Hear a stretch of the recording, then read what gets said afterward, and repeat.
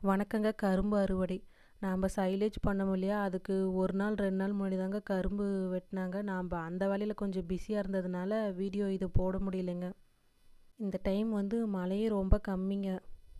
கரும்பு முன்னாடியே வெட்டியாச்சுங்க. அது மட்டும் காரணம் இல்லை, மில்லு கரும்பு வரத்தெல்லாம் கம்மியாக இருக்கிறதுனால 1 மாதத்துக்கு அப்புறம் தான் எப்பயுமே மில்லு க்ளோஸ் பண்ணுவாங்க. இந்த டைம் முன்னாடியே க்ளோஸ் பண்ணிட்டாங்க. அதனால் நாங்கள் மில்லு க்ளோஸ் பண்ணுறதுக்கு ஒரு 2 நாளைக்கு முன்னாடி தான் நாங்கள் கரும்பு வெட்ட ஆரம்பித்தோம்.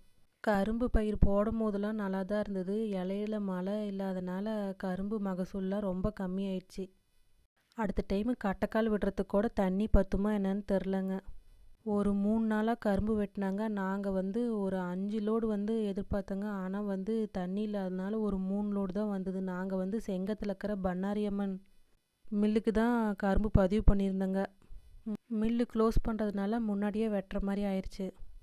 வருஷத்தில் 2 பண்ணையும் நல்லா வந்தால் 2 பண்ணையும் இப்படி தாங்க இருக்குது. என்னங்க பண்ணுறது? மழையை நம்பி தான் நம்ம பொழப்பே ஓடுது. இந்த வருஷம்தாங்க கரும்பு லோடு எந்த சிக்கலும் இல்லாமல் தடத்தில் நல்லா போனது. இல்லைன்னா அங்கே மாட்டுறது இங்கே மாட்டுறதுன்னு ஏதாவது மாட்டிக்கும். வருஷம் தவறாமல் நடக்குங்க. இந்த வருஷம்தான் ஏதோ நல்லா போச்சு. பார்க்கலாம் கட்டைக்காலுக்கு ஏதாவது தண்ணி வருதா, மழை வருதா என்னன்ட்டு. ஓகேங்க, உங்களுக்கு எங்கள் வீடியோ பிடிச்சிருந்தா லைக் பண்ணுங்கள், ஷேர் பண்ணுங்கள், மறக்காமல் சப்ஸ்கிரைப் பண்ணுங்கள். மறுபடியும் அடுத்த வீடியோவில் பார்க்கலாங்க. பாய்.